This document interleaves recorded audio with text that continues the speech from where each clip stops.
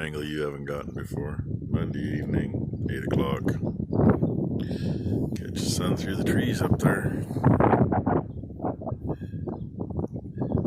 That little traveler was all the way in.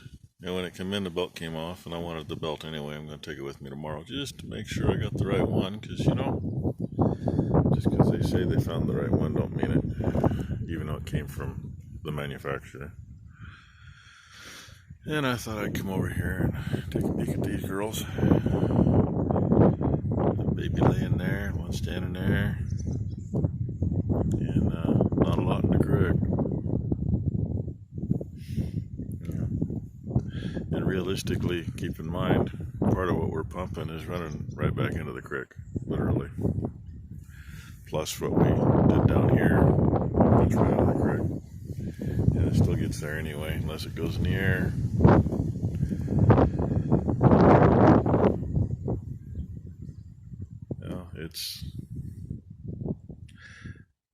I've never had any part of this creek where you could literally step across, and right there, if I walked down there, I could step across to the other side and catch high enough on the bank where there's a little ledge.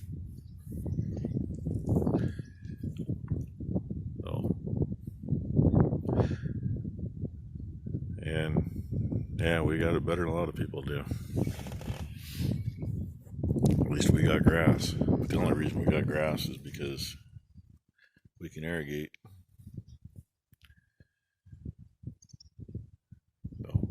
Anyway, I just thought I'd show you that quick. End of the day, I think in the morning, I went ahead and shut the pump off because the big traveler, it's going to be in at probably like midnight or 1 o'clock, and I'm not going to come back to this with it then. So, kick it on in the morning and go get the belt and make sure that little traveler's going to work like it should and keep them going. And you don't want to know what the electric bill is. It's freaking crazy. Literally on the meter for the pump, kilowatt hours versus what Mom's house is, which has the well on it and one barn.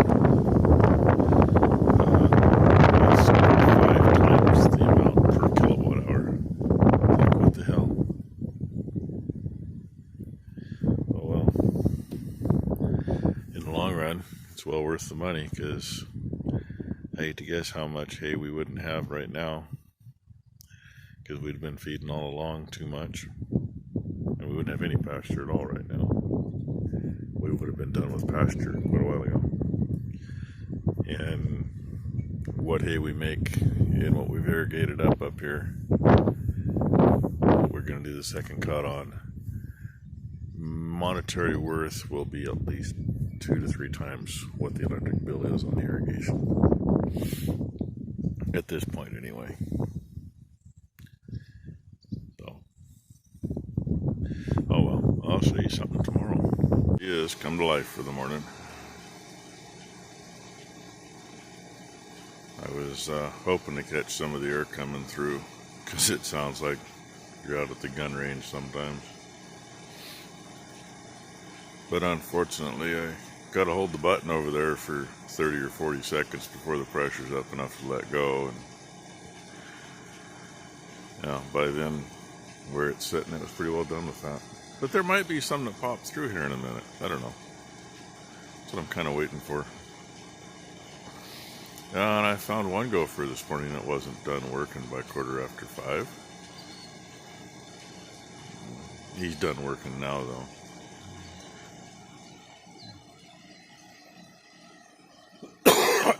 Excuse me.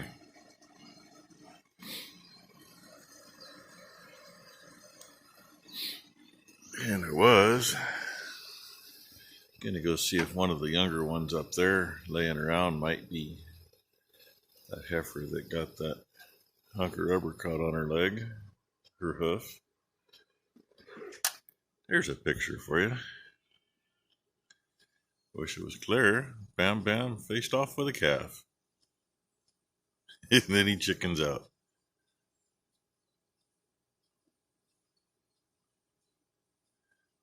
Yeah, he ain't gonna mother that calf, I know that. Oh well. And of course those girls are still mostly over there. There's one or two that already went up this morning. I was kind of surprised. I met one of them at the gate.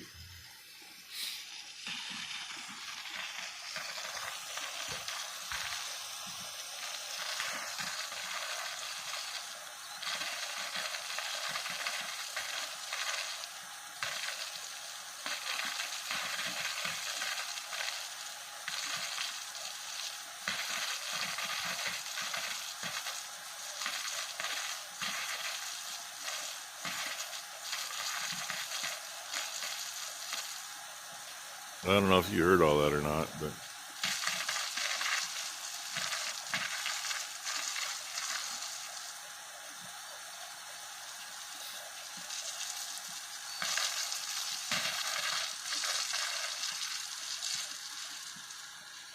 yeah, if we look above it, there's a pinkish cloud.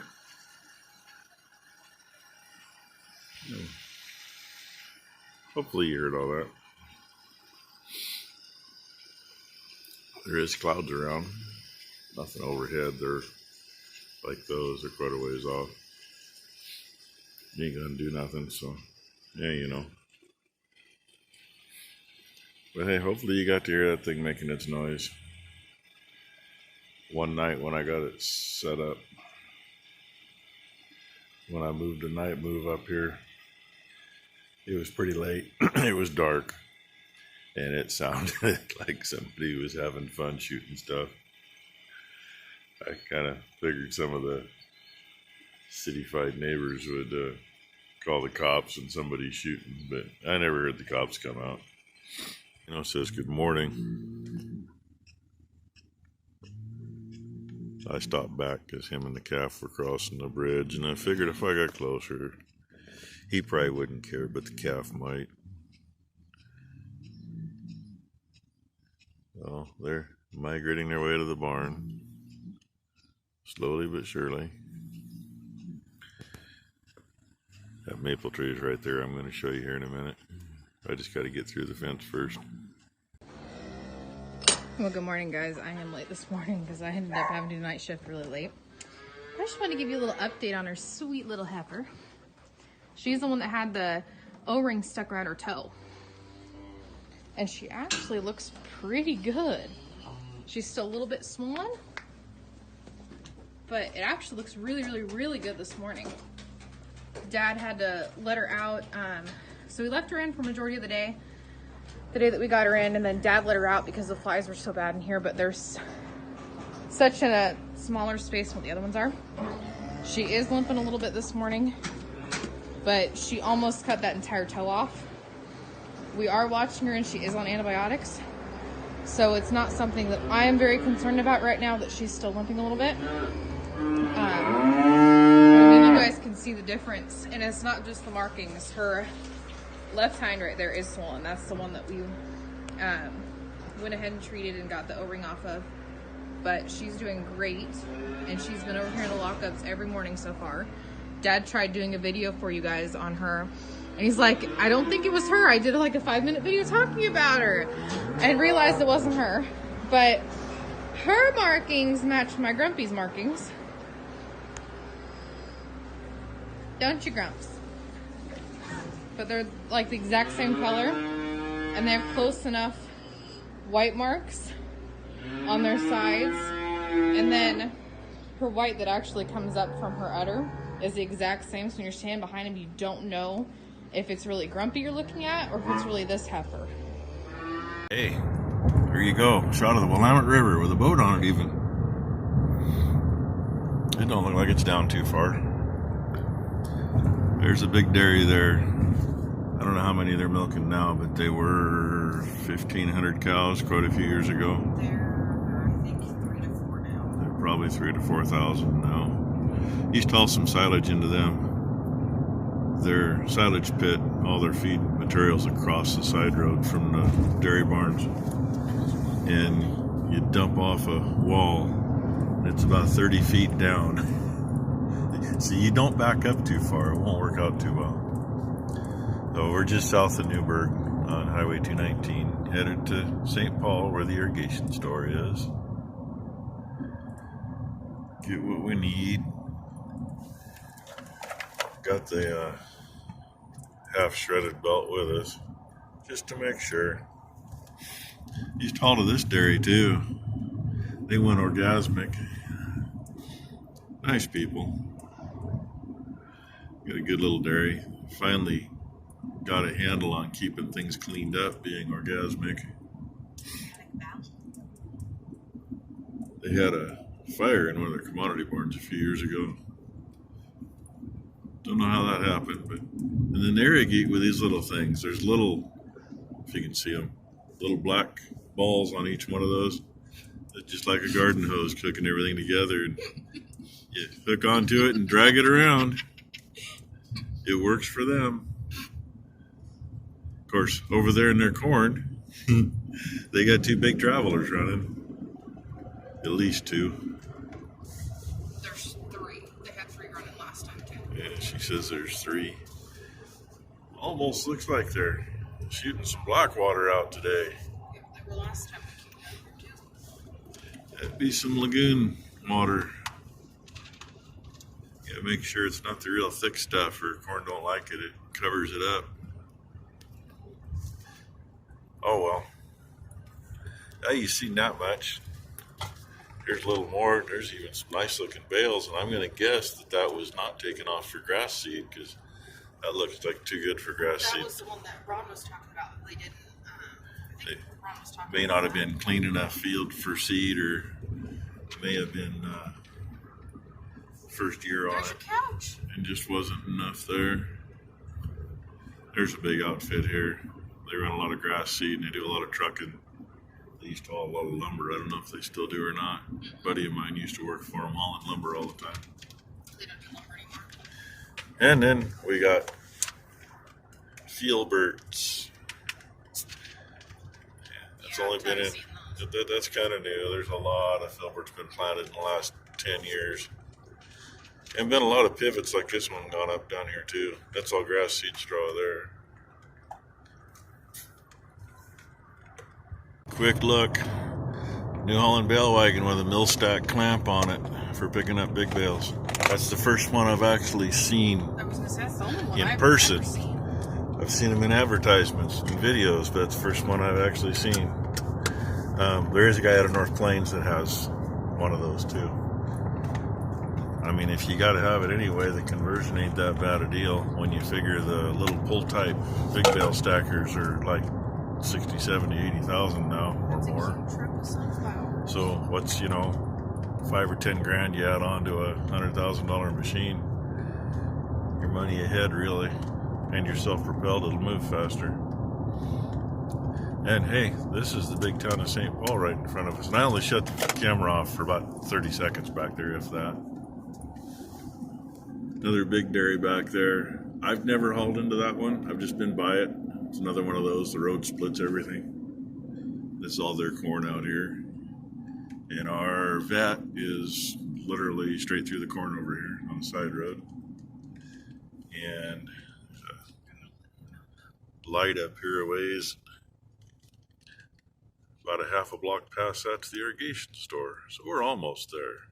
Discussing, this is what I showed on the way down here. That's all pumpkins this year, and that's all part of that big dairy. They must have decided to get something in it. Now if you look over here, you can kind of see some barns over there. That's the dairy where our veterinarian grew up. And we're back to the Willamette River. There's to the east of the bridge.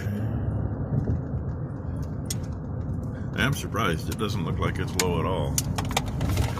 But everything else is really low. And we got about another 12 miles to go and we're home. Going for the very last load. Hey, a truck coming down. Yeehaw. I wonder if the idiot behind me who's been driving right down the center of the road for the last quarter mile is going to move over for the truck. I'm already over as far as I can go. Yeah, by golly, he moved over. Barely far enough, but he did move over. I thought the truck was going to take his mirror off. Yeah, you can't see in the mirror. Maybe this one. There we go. Last 19 bales, actually. Dropped one extra one at the last field, and that only left 19 at this one. And I'm trying to keep from going too fast because number one's ahead of me and she's going slow. Brakes are shitty on that tractor.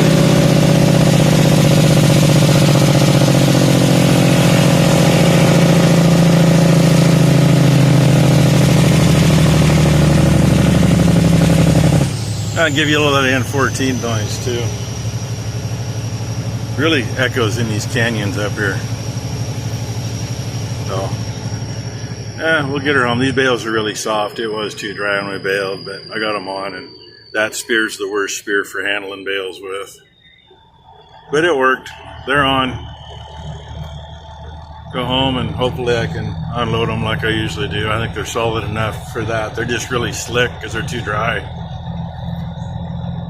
Get you the end of the video. I've missed a couple endings.